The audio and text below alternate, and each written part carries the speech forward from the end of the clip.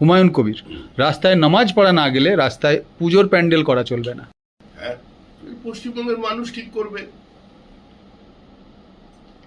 যে আকবর, বাবর, হুমায়ুনরা যে কাজ 300, 400, 500 বছর আগে করে গিয়েছিল, আবার নতুন করে পশ্চিমবঙ্গে দুর্গাপুজো বন্ধ তারা করে দেবে।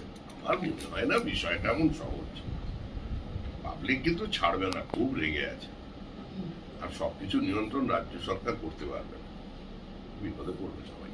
হুমায়ুন কবির আজকে বলেছেন যে যারা গোমাংস খান তারা সেটা দীর্ঘ কয়েক দশক ধরে, কয়েক শতক ধরে খেয়ে আসছেন, তাদের অধিকার। তিনি রাস্তায় নামবেন, আন্দোলন করবেন এটা নিয়ে অধিকার রক্ষার্থে। আমরা কি করতে পারি? তারা তাদের কাজ করবে। গণতান্ত্রিক দেশ। কেউ যদি বলে আমি মূলো খাবো, খাবে। কেউ যদি বলে আমি গোমাংস খাবো, খাবে। আমি আটকাবো কি করে? জোর করে তো বন্ধ করা যায়। কেউ যদি বলে আমি শুয়োরের মাংস খাবো, প্রকাশ্যে খাবো, খাবে। আপনাদের সরকার স্লটার হাউসগুলো বন্ধ করার যে নোটিফিকেশন দিয়েছে, ভিআইডি স্লটার হাউস চলবে। দাদা, অভিষেক বন্দ্যোপাধ্যায় যা হবার তা হবে, যা হবার তা পশ্চিমবঙ্গের ভালোর জন্য হবে। ঘোষণা সর্বস্ব সরকার হবে না, খেলা মেলা উৎসবের সরকার হবে না। যে সরকার হবে হয়েছে সেটা ইতিবাচক দিক নিয়ে হবে। এই সরকার পশ্চিমবঙ্গবাসীর সরকার, এই সরকার পশ্চিমবঙ্গ রাজ্য সরকার হয়েই কাজ করবে। এই ভুলই তো কংগ্রেস করেছিল।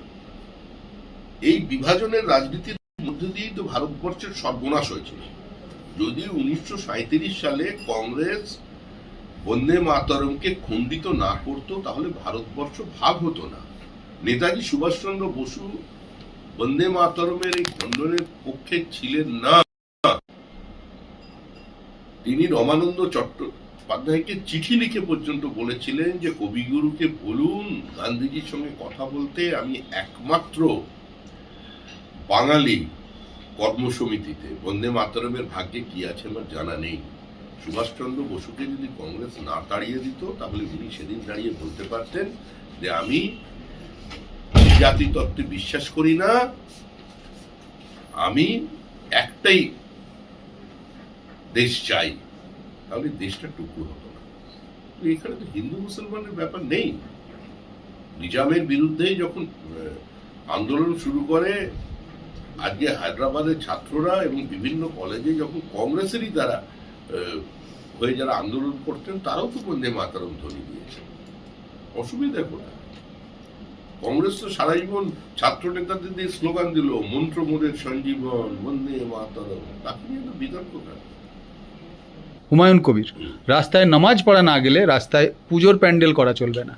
হ্যাঁ, পশ্চিমবঙ্গের মানুষ ঠিক করবে যে আকবর, বাবর, হুমায়ুনরা যে কাজ 300, 400, 500 বছর আগে করে গিয়েছিল, আবার নতুন করে পশ্চিমবঙ্গে দুর্গাপুজো বন্ধ তারা করে দেবে। আর মনে হয় না বিষয়টা এমন সহজ। পাবলিক কিন্তু ছাড়বে না, খুব রেগে আছে। আর সবকিছু নিয়ন্ত্রণ রাজ্য সরকার করতে পারবে না, বিপদে পড়বে সবাই। হুমায়ুন কবির আজকে বলেছেন যে যারা গোমাংস খান তারা সেটা দীর্ঘ কয়েক দশক ধরে, কয়েক শতক ধরে খেয়ে আসছেন, তাদের অধিকার। তিনি রাস্তায় নামবেন, আন্দোলন করবেন এটা নিয়ে অধিকার রক্ষার্থে। আমরা কি করতে পারি? তারা তাদের কাজ করবে। গণতান্ত্রিক দেশ। কেউ যদি বলে আমি মূলো খাবো, খাবে। কেউ যদি বলে আমি গোমাংস খাবো, খাবে। আমি আটকাবো কি করে? জোর করে তো বন্ধ করা যায়। কেউ যদি বলে আমি শুয়োরের মাংস খাবো, প্রকাশ্যে খাবো, খাবে। আপনাদের সরকার স্লটার হাউসগুলো বন্ধ করার যে নোটিফিকেশন দিয়েছে, ভিআইডি স্লটার হাউস চলবে। দাদা, অভিষেক বন্দ্যোপাধ্যায় যা হবার তা হবে, যা হবার তা পশ্চিমবঙ্গের ভালোর জন্য হবে। ঘোষণা সর্বস্ব সরকার হবে না, খেলা মেলা উৎসবের সরকার হবে না। যে সরকার হবে হয়েছে সেটা ইতিবাচক দিক নিয়ে হবে। এই সরকার পশ্চিমবঙ্গবাসীর সরকার, এই সরকার পশ্চিমবঙ্গ রাজ্য সরকার হয়েই কাজ করবে। এই ভুলই তো কংগ্রেস করেছিল। এই বিভাজনের রাজনীতির মধ্যে দিয়েই তো ভারতবর্ষের সর্বনাশ হয়েছিল। যদি 1937 সালে কংগ্রেস বন্দে মাতরমকে খণ্ডিত না করত, তাহলে ভারতবর্ষ ভাগ হতো না। নেতাজি সুভাষচন্দ্র বসু বন্দে মাতরমের এই খণ্ডনের পক্ষে ছিলেন না। তিনি রমানন্দ চট্টোপাধ্যায় উপাধ্যায়কে চিঠি লিখে পর্যন্ত বলেছিলেন যে কবিগুরুকে বলুন গান্ধীজির সঙ্গে কথা বলতে, আমি একমাত্র বাঙালি কর্মসমিতিতে। বন্দে মাতরমের ভাগ্যে কি আছে আমার জানা নেই। সুভাষচন্দ্র বসুকে যদি কংগ্রেস না তাড়িয়ে দিত তাহলে তিনি সেদিন দাঁড়িয়ে বলতে পারতেন যে আমি জাতি তত্ত্বে বিশ্বাস করি না, আমি একটাই দেশ চাই, তাহলে দেশটা টুকরো হতো না। এখানে তো হিন্দু মুসলমানের ব্যাপার নেই।